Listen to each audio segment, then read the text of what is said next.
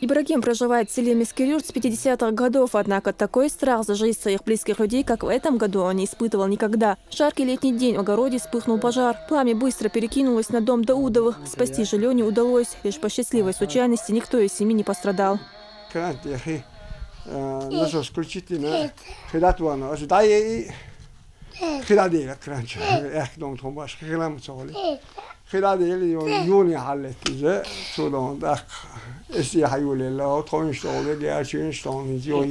Бдительность нельзя терять не только летом, но и зимой, особенно в канун праздников. К Новому году жители, не задумываясь о пожарной безопасности, закупают украшения для елки, даже не подозревая, что вата, бумага и гирлянды представляют собой особую опасность. Сотрудники МЧС предупреждают население, а вот в школах лично проверяют, как идет подготовка к Новому году. В разъяснительных беседах специалисты отмечают, электрические украшения можно покупать только после проверки на исправность. Как это сделать самостоятельно, ученикам показали на практике. Также продемонстрировали правила пользования пиротехникой. Сначала директор дает инструкцию педагогам, работникам школы, потом учителя, классные руководители проводят классные часы по инструктажу с детьми, потому что безопасность проведения елки – это основное в школе.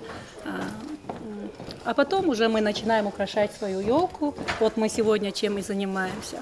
Многочисленные огни, разноцветные игрушки и мишура завораживают, но чтобы красота не была губительной, не стоит забывать об инструкции на приобретенные изделия и соблюдать хотя бы элементарные правила безопасности. По данным МЧС республики, в этом году по сравнению с прошлым количество пожаров значительно снизилось. С начала года произошло 349 пожаров, что на 12% ниже показателя аналогичного периода прошлого года. На пожарах с начала года погибло 5 человек и травмировано 45 человек. Данные показатели также ниже показателей аналогичного периода прошлого года. Пожарные службы также начали работу по проверке торговых точек, продающих пиротехнику, чтобы не допустить реализацию несертифицированной продукции. Всевозможные хлопушки, взрыв-пакеты и фейерверки могут стать не только причиной пожаров, но и несчастных случаев. В прошлом году, в период новогодних праздников, было отмечено немало фактов получения ожогов и травм подростками и детьми. Власти призывают жителей республики к осторожности. Фатима Магомшарипова, Адам Чекуев, Таймир Хаджиев, Султан Умаров и Дани Халхаров. Новости.